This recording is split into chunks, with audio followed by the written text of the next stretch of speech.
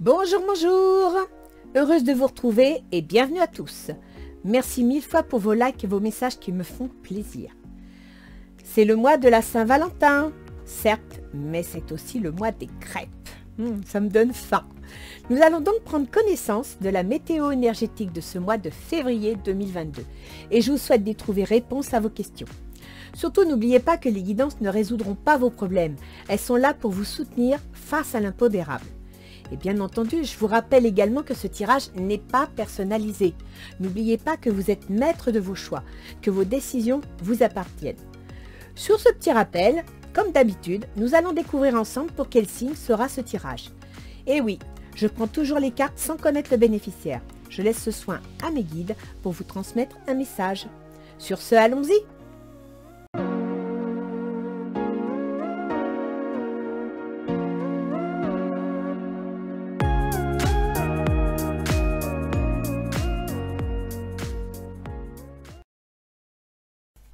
Alors, pour ce mois de février 2022, nous allons voir un petit peu quelles vont être les énergies à la disposition des Scorpions.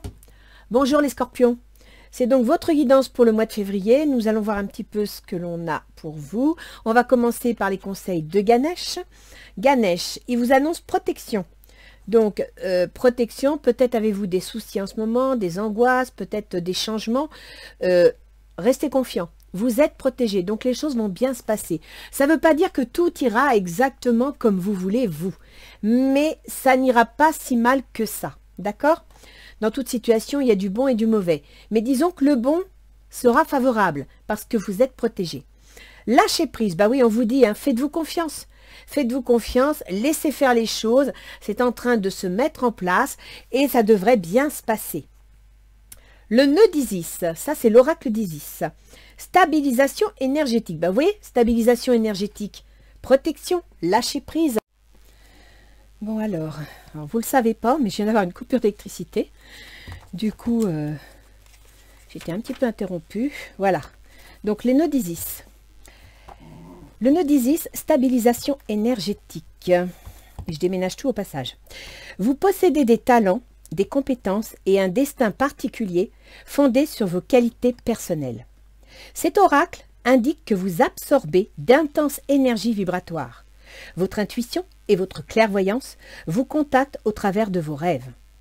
Le nœud d'Isis vous protège tandis que vous vous désintégrez pour mieux vous reconstruire et vous réorganiser en toute sécurité. L'heure de la transformation est arrivée. Gardez confiance. Votre nouvelle structuration est en cours. Ne craignez rien, la déesse Isis est à vos côtés. Donc les Scorpions, c'est clair, c'est net. Vous allez avoir un grand changement, peut-être avez-vous déjà mis les pieds dedans et qu'il va s'intensifier, mais c'est clair qu'au mois de février, vous mettez en place, je dirais, les 4 piliers de la transformation. Donc n'oubliez pas, vous êtes protégé, le nœud d'Isis vous le confirme, et vous avez le lâcher-prise. Quand on a le lâcher-prise, c'est qu'on est bourré d'angoisse. Or, ah bah j'ai fait tomber ma carte, bougez pas. Voilà. Allez trifouiller les fils électriques pour savoir pourquoi j'ai plus d'électricité. Donc, pour vous dire que en tant que Scorpion, vous êtes un être angoissé, inquiet par nature, toujours peur de ne pas garder le contrôle. Donc, lâchez prise, les choses vont se faire d'elles-mêmes, d'accord? On va aller voir, donc, du 1er au 10. Vous avez l'empereur. Avec l'empereur, ben écoutez, vous êtes le patron, vous prenez les rênes, vous prenez les choses en main, ou alors il y a un empereur dans votre entourage, donc une personne au tempérament autoritaire, décideur, qui est constructeur, qui est puissant, qui va prendre les choses en main. Donc soit vous, soit une énergie autour de vous. Vous me sortez le roi d'Atamé. Le roi d'Atamé, ben écoutez, c'est juridique, hein. C'est un avocat, c'est un notaire, c'est un juriste, c'est quelqu'un qui officialise des choses. Clairvoyance. Vous allez faire preuve de clairvoyance, c'est-à-dire que vous allez vous servir de votre intuition, d'accord? Grâce au lâcher-prise, votre intuition sera encore plus importante. Et je crois que dans le nœud d'Isis, on vous parlait de clairvoyance. Vous me sortez une personne âgée, une femme. Ça peut être une tante, votre mère ou une belle-mère, d'accord? Ensuite, du 10 au 20, vous avez le fou. Alors le fou, c'est l'équivalent du mat dans le tarot classique, c'est-à-dire que c'est un départ, c'est une occasion à saisir. Le fou, c'est quelqu'un qui ne sait plus, qui sait pas sur quel pied danser, mais qui sait qu'il doit bouger, il doit réagir. Et en même temps, il est prêt à y aller, mais il ne sait pas vers quoi il va. Vous comprenez, il y a une sorte de doute. Faut que je bouge, faut que je fasse quelque chose, mais je vais m'y prendre comment, mais je vais faire quoi? Donc là, on est sur le point de saisir une occasion, on est sur le point de se lancer, quitte à quitter sa zone de confort et à aller vers quelque chose qu'on ne connaît pas.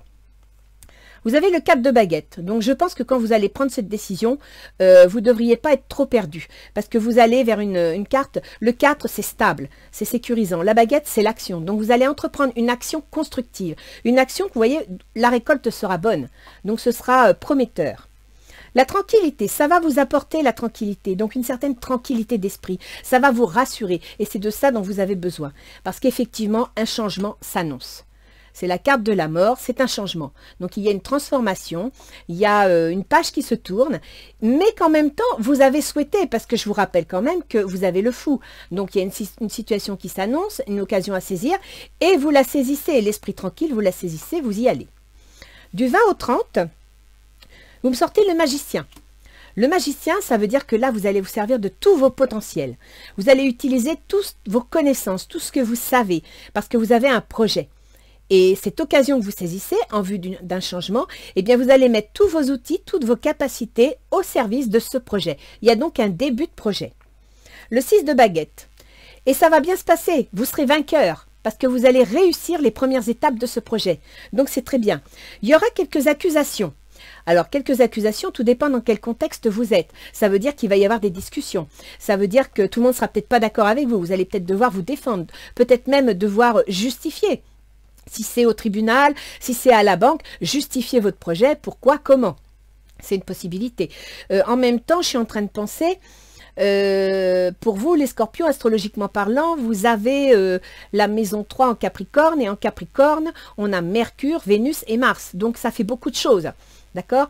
Et la maison 3, c'est la fratrie, donc des discussions avec la fratrie, c'est la communication générale, les contrats, c'est aussi les remises à niveau ou les déménagements. Donc, vous voyez, c'est un domaine qui est très riche, où il y a beaucoup d'événements, et c'est pour ça qu'il y a des accusations. Il y a des discussions. C'est pas obligé qu'on vous accuse. Ne le prenez pas comme une accusation. Sachez qu'on va peut-être vous demander de vous justifier, tout simplement. Mais vous avez la force, et ça, c'est bien. Parce que la force, ça veut dire que vous êtes prêt à entreprendre, que vous êtes prêt à vous lancer dans... Vous avez l'énergie du combat, vous êtes prêt à vous lancer dans une entreprise, dans une auto-entreprise, dans une réalisation quelconque. Et tout ça en vous appuyant sur des règles, en vous appuyant sur la loi, sur les règlements. Donc, ce sera solide, ce sera indiscutable. Parce que justement, vous avez la force. D'accord? On va aller voir le tirage relationnel. Donc, je vous le rappelle, comme d'habitude, familial, professionnel ou sentimental. Je commence par vous, les scorpions. Alors, vous êtes 2 d'épée. En ce moment, les scorpions, pour le mois de février, vous êtes 2 d'épée. Ça veut dire que vous devez prendre une décision, vous devez trancher. Vous êtes peut-être même en discussion avec quelqu'un et vous ne savez pas. Vous voyez, elle a les yeux bandés. Vous ne savez pas. Et en même temps, je dirais que l'épée, c'est le mental. Donc, lâchez prise. Parce que si votre mental a du mal à y voir clair, c'est parce que vos émotions, vos angoisses l'aveuglent. D'accord ? Âme sœur, oui, c'est bien votre âme sœur. Alors, ça peut être dans une situation générale, vous êtes bien en relation avec des personnes qui vous conviennent, vous vous entendez bien avec. Dans un tirage sentimental, on peut penser que là, vous êtes avec votre âme sœur, celle que vous considérez comme étant votre âme sœur, votre moitié, et que vous ne savez pas quelle décision prendre. Le 7 de terre. Alors déjà, le 7, souvent, c'est des doutes, c'est des hésitations. De terre, c'est concret, donc c'est dans l'engagement. C'est dans la réalisation concrète. Des graines solidement implantées. S'accorder une pause temporaire. Faire face à des inquiétudes inutiles. Vous voyez? Inquiétudes inutiles. Donc, prenez le temps de vous poser. Prenez le temps de réfléchir. Comme vous dit Ganesh, lâchez prise. De cette façon, vous y verrez plus clair. Et à partir de là, vous pourrez mieux juger de la situation. Quelles sont vos intentions? Au niveau des intentions, vous êtes 8 de bâton. C'est-à-dire que vous allez passer à l'action. Voilà, tout simplement. Le 8 de bâton, il y va, il entreprend, il pose les premiers jalons. Amour véritable, voici l'amour de votre vie. Alors je dirais que sur un plan sentimental, si vous avez actuellement en tête votre âme sœur, eh bien amour véritable, l'amour de votre vie, peut-être que vous envisagez de passer à l'action vis-à-vis d'une personne que vous aimez, vis-à-vis de quelqu'un qui vous tient à cœur. Après, on peut penser que c'est votre autre, mais ça peut être aussi quelqu'un de votre famille, comme votre mère. Je dis ça parce que je vois ici qu'il y a une dame d'un certain âge. Hein. Reine d'eau. Vos relations atteignent un nouveau stade. Fiez-vous à votre intuition, prenez soin d'autrui et de vous-même. Donc, je dirais que dans l'immédiat, vous allez prendre une décision, aller vers quelqu'un que vous aimez bien. Et reine d'eau, ben vous allez être... la reine d'eau, en général, c'est une énergie de quelqu'un qui est compatissant, qui est compréhensif, qui écoute l'autre, qui l'entend et qui essaye de l'aider. D'accord? Donc, c'est l'état d'esprit dans lequel vous allez passer à l'action. L'autre en face... Ben, l'autre en face, c'est une reine d'eau, c'est une reine de coupe. Donc l'autre en face, c'est aussi une personne qui est dans l'écoute. C'est également une personne qui est compatissant, qui comprend la situation, qui entend votre message et quelque part qui est prêt à vous accompagner dans votre décision. C'est certainement lui. Vous avez déjà rencontré le partenaire amoureux que vous cherchez. Votre autre en face... Alors, fille ou garçon, hein, ben, il pense que vous êtes son âme sœur. Vous parlez de votre âme sœur, vous pensez à un amour véritable, mais lui, il dit c'est certainement lui, donc c'est certainement mon autre moitié, d'accord? Le 7 d'air, revoyez vos plans. Les tenants et aboutissants de cette affaire vous échappent. Ce n'est pas le bon moment. Donc l'autre en face, il sait que vous êtes la bonne personne, il sait qu'il peut vous aider, qu'il vous comprend. Je pense que vous devez être dans une situation pas facile et il l'entend. Et à partir de là, le 7 d'air, bah, c'est qu'il a des doutes. Des doutes sur quoi? Alors déjà, en air, c'est des doutes mentaux, c'est-à-dire c'est son processus, sa réflexion, son analyse, qui tangue un peu, qui hésite. Et pourquoi? Parce qu'il sent que la situation n'est pas stable. Il sent qu'il y a peut-être un petit peu de... trop d'émotions ou trop de mouvements dans votre vie. Et il se dit, c'est peut-être pas le moment que j'aille vers lui ou vers elle. D'accord? Ses intentions, ah bah oui, ses intentions, c'est l'hiérophante. C'est-à-dire qu'il veut officialiser. Il veut prendre, comment dire, une orientation de vie différente. Il veut changer. Il veut s'appuyer sur des valeurs et le respect de certaines positions. D'accord? Il veut approfondir la situation. Donc lui, il veut s'engager. S'il s'agit d'un contrat professionnel, cet associé ou votre employeur vous apprécie, vous sent capable de faire face à la situation ou de relever le défi. Ok? Sinon, si c'est question amoureuse, eh ben, on peut penser que cette personne a envie de s'engager avec vous. Elle est persuadée, tout comme vous, que âme sœur, amour véritable, c'est certainement lui, vous êtes faits l'un pour l'autre. Donc, il attend une situation officielle. Si c'est un amour caché, ben, la situation, si elle s'éclaircit de ce côté-là, il aimerait devenir officiel. Attraction. Vous attirez l'amour romantique en visant pleinement l'instant présent. Ben oui, c'est ça, hein.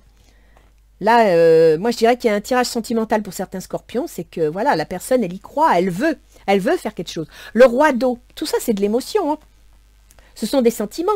Ouvrez votre cœur et votre esprit à ceux qui vous entourent. Des conseils bien sentis et dignes de confiance vous sont prodigués. Travail caritatif. Alors, il est dans la compréhension. Il est dans l'écoute. Il a les capacités de vous aider, il a les capacités de vous soutenir psychologiquement, émotionnellement. Et en tant que roi d'eau, il est prêt à intervenir, il est prêt à vous soutenir. C'est très beau. Alors, quelles seraient les difficultés de la situation? Donc, les difficultés de la situation ou les obstacles à la réalisation de votre histoire, c'est le jugement. Le jugement, c'est quoi? Ben, c'est une nouvelle, vous apprenez quelque chose qui va peut-être perturber l'organisation de vos projets. Par exemple, on imagine que vous aviez décidé de vous déclarer, de vous mettre en couple, d'annoncer ça à la famille ou de vous marier. Ben, vous allez peut-être devoir surseoir à cet événement parce qu'il y a une nouvelle. Il y a quelque chose qui s'annonce et qui ne permet pas de le révéler maintenant. D'accord? Le jugement, c'est aussi le fait qu'il y a une sorte de renouveau. C'est-à-dire que vous envisagez quand même de prendre une nouvelle direction, de faire un changement. Donc peut-être que tous ces changements peuvent être un obstacle à la réalisation d'une relation, par exemple, ou d'un nouveau contrat. Pourquoi pas? Hein? Mariage. Donc je pense effectivement que nous avons un joli tirage sentimental pour les scorpions. Ce que je pressentais depuis le début, il y a une envie de se mettre en couple, il y a une envie d'officialiser, il y a une envie de se marier. Mais c'est dans les difficultés. parce que ça ne pourra pas se faire maintenant. Vous allez devoir surseoir à la situation à cause d'un événement, à cause d'une annonce qui contrarie un petit peu vos projets. La libération, une phase où une situation connaît son dénouement. Donc vous allez apprendre quelque chose qui arrive à la fin, une situation qui fait qu'il y a une rupture, il y a une rupture de quelque chose. Transformation spirituelle, l'heure est venue de passer à autre chose. Cette carte, la 13, c'est l'équivalent de la mort, donc de la transformation, du deuil, d'accord? De la rupture. Donc il y a un événement dans votre vie, ça peut être un deuil, ça peut être une rupture, un divorce, ça peut être la rupture d'un contrat de travail qui fait que la situation devient compliquée, qui fait que vous ne savez pas quelle décision prendre ni comment vous y prendre et qui va peut-être être un obstacle, donc retardé, ça ne veut pas dire que ce ne sera pas, mais ça va être retardé, d'accord? Qu'est-ce qui faciliterait la situation? Ben oui, financièrement, ce qui faciliterait la situation, c'est que vous ayez une situation stable, sécuritaire, d'accord? Donc que vous mettiez à l'abri vos tenants et vos aboutissants, votre situation et tous ceux qui vous entourent. Conversation cœur à cœur.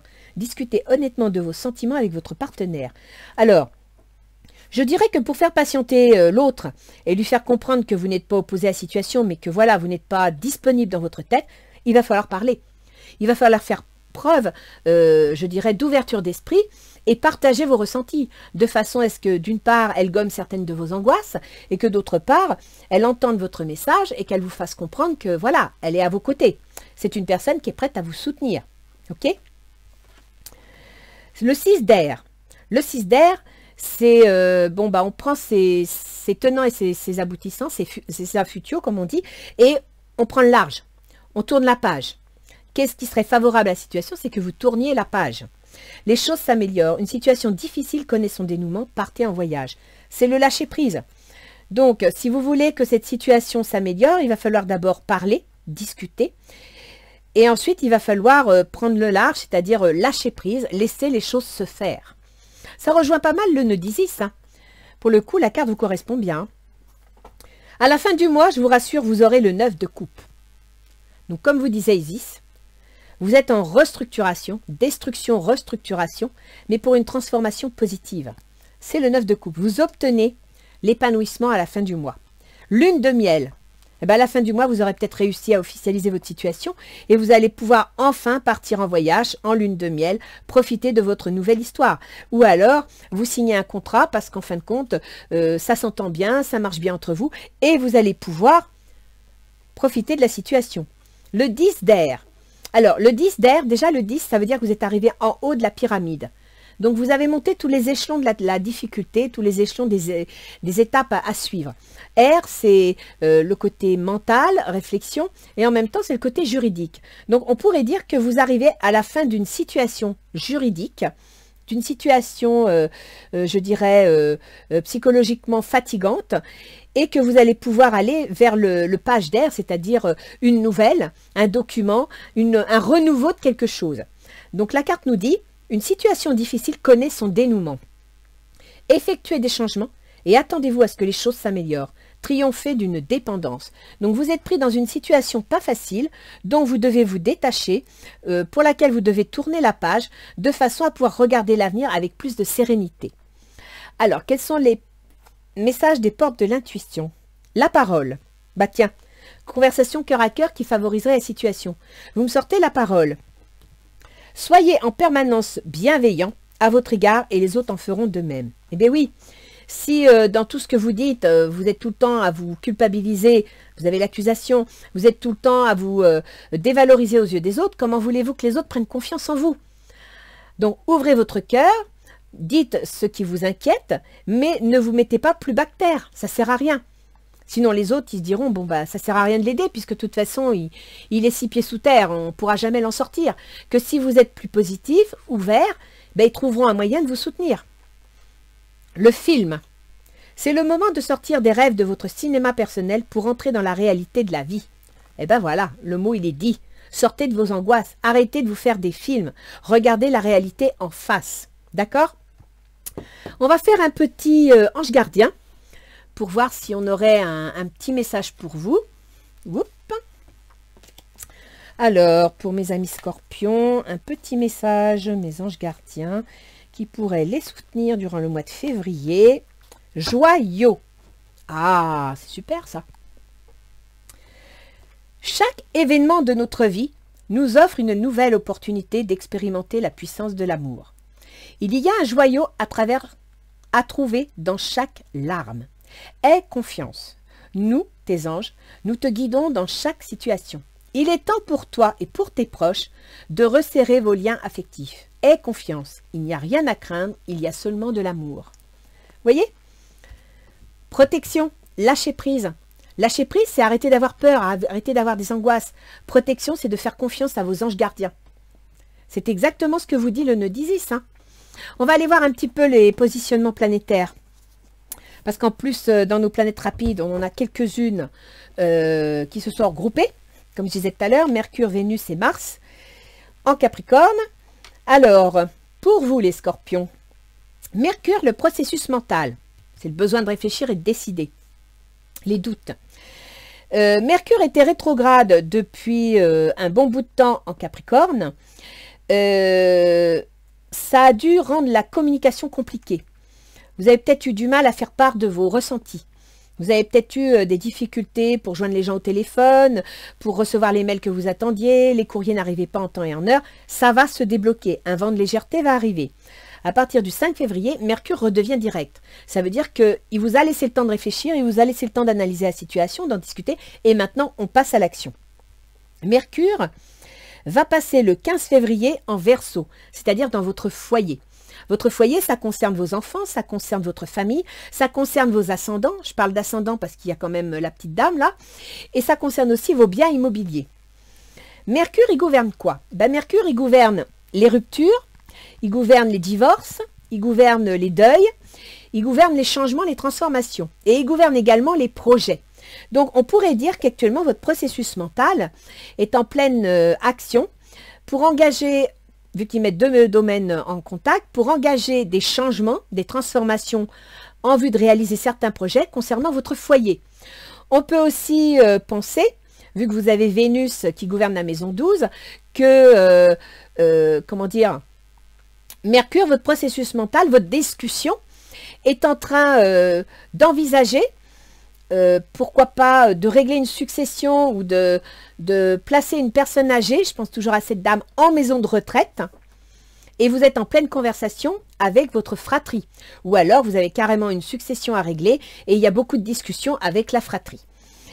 Vénus. Vénus, elle est en Capricorne. Vénus, voyez, Vénus, c'est ça. C'est le 9 de coupe que vous aurez à la fin du mois. C'est le bien-être, c'est l'amour, c'est l'épanouissement. Et Vénus, actuellement, elle est en Capricorne jusqu'au 7 mars. C'est-à-dire que Vénus, elle n'est pas épanouie, elle est réfléchie, elle est analytique, elle est ambitieuse, elle est calculatrice. Vénus, elle est devenue un peu comme un chef d'entreprise. Donc, à partir de là, on ne peut pas dire que vous soyez déjà, la communication avec Mercure rétrograde n'était pas facile, mais avec votre Vénus en Capricorne, vous êtes peut-être pas, vous extériorisez pas assez vos sentiments. Vous voyez ce que je veux dire? C'est peut-être pour ça qu'on vous dit conversation cœur à cœur. Parlez avec votre autre, parlez avec votre entourage. Vous êtes peut-être un peu trop froid. Et surtout que Vénus, il faut savoir que ça gouverne quoi? Ça gouverne votre relation aux autres, ça gouverne vos associés, vos contrats de travail, et ça gouverne aussi votre conjoint. Et Vénus gouverne en même temps le milieu du soin. Et vous m'avez sorti la reine et le roi de cœur, donc de coupe, donc le milieu du soin. Ça gouverne les projets cachés, les amours cachés. Et puis, ça gouverne aussi les maisons de retraite. Donc, Vénus se trouve comme Mercure dans la maison 3 en Capricorne. Et c'est là où je dis qu'il y a peut-être des discussions avec la fratrie concernant un événement lié, je dirais, au placement d'une personne âgée en maison de repos. C'est une possibilité. D'accord? Parce qu'il faut savoir que Vénus gouverne le taureau dans lequel se trouve Uranus jusqu'en 2026. Et Uranus, il gouverne votre foyer.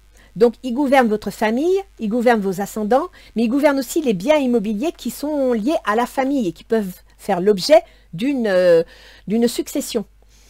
Et Uranus, qui se trouve dans ce domaine-là, est actuellement dans votre maison des relations aux autres, dans la maison de votre conjoint, dans la maison de vos associés. Si par exemple vous êtes à plusieurs sur une maison de famille, vous êtes associés. Donc, il peut y avoir des discussions liées à une succession. Il peut y avoir des discussions liées à un divorce, vu que la maison 4, le foyer, et la maison 7, le conjoint, sont en contact. Il peut y avoir des discussions aussi concernant un divorce. Après, on a Jupiter. Alors, Jupiter, chez vous, il gouverne l'argent. L'argent que vous gagnez, l'argent que vous dépensez et les moyens qui sont à votre disposition. Les moyens à votre disposition, ça peut être un bien immobilier, ça peut être le résultat d'une succession, ça vous apporte de l'argent en vue d'investir dans un projet. Jupiter se trouve actuellement dans la maison 5. La maison 5, c'est la maison de la créativité, du plaisir que l'on se fait. Donc, ça peut être la créativité personnelle au niveau de la maternité, de fait d'avoir des enfants, c'est une créativité personnelle, la créativité artistique et la créativité d'auto-entreprise. Donc, on peut penser que Jupiter va favoriser la créativité, peut-être d'une auto-entreprise, je pense à ça parce que vous avez des projets, et que ce sera lié à de l'argent que vous allez récupérer. Donc peut-être que la succession ou le divorce va vous apporter de l'argent qui va vous permettre de créer une auto-entreprise, par exemple. D'accord? Ensuite, Uranus, je vous en ai parlé, donc Pluton. Pluton, c'est votre gouverneur, il est important, les scorpions. Et depuis 2008, il est sur vous, sur votre santé, il est sur votre comportement, sur votre façon de voir les choses, sur votre volonté personnelle. Donc, vous pouvez avoir un soleil assez angoissé, assez tenace, assez jusqu'au boutiste. Vous pouvez avoir un comportement un peu fixe, un peu parfois jaloux, très calculateur. Vous pouvez aussi penser que l'ascendant, c'est aussi la constitution physique. Et avec le scorpion, on touche aux organes génitaux. Donc, pour certains scorpions, il y a peut-être des problèmes. Ça peut être de prostate, d'ovaire, des problèmes au niveau génital, urinaire, etc. Toute cette zone-là est concernée, d'accord? Et Pluton, depuis 2008, il vous dit qu'il faut faire de l'ordre. Et il se trouve en Capricorne, c'est-à-dire qu'il se trouve dans la maison de votre communication, dans la maison de vos déplacements, dans la maison de vos échanges, des remises à niveau que vous pouvez faire, des petites formations. Et aussi, alors je dis les petites formations, c'est pas péjoratif, hein, c'est parce que à l'opposé, il y a la maison 9 qui, elle, fait les grandes études pour devenir médecin, on va à la fac, etc. Là, c'est une remise à niveau, c'est-à-dire que si, par exemple, en formation continue, vous passez un BTS, sur 2 ans, ça fait partie de la maison 3. Et puis, vous avez aussi la maison de la fratrie. Donc, Pluton, il vous dit, par rapport à votre comportement, votre façon de faire, votre façon d'être, vis-à-vis de la fratrie, vous devez modifier vos comportements. Vis-à-vis peut-être du déménagement. Peut-être allez-vous prendre une décision pour déménager. Peut-être allez-vous faire des déplacements en vue de favoriser votre entreprise. D'accord? Voilà, c'est ce que veut dire Pluton. Donc là, c'est vous. C'est votre pouvoir personnel. Alors, les scorpions, je suis consciente que vous avez un jeu qui traduit bien vos angoisses, qui traduit bien vos inquiétudes. Je suis consciente que c'est pas facile, mais je veux vous relire le nœud d'Isis parce que je pense que tout votre jeu, qu'il soit affectif, qu'il soit familial ou qu'il soit professionnel, est résumé là-dedans. Le nœud d'Isis. Vous possédez des talents, des compétences et un destin particulier fondé sur vos qualités personnelles. Donc, avec le Pluton, le roi du Scorpion, vous avez une résistance énorme. Vous avez une intuition profonde. Servez-vous-en. Cet oracle indique que vous absorbez d'intenses énergies vibratoires. C'est très Scorpion. Votre intuition et votre clairvoyance vous contactent au travers de vos rêves. Vous avez sorti la clairvoyance.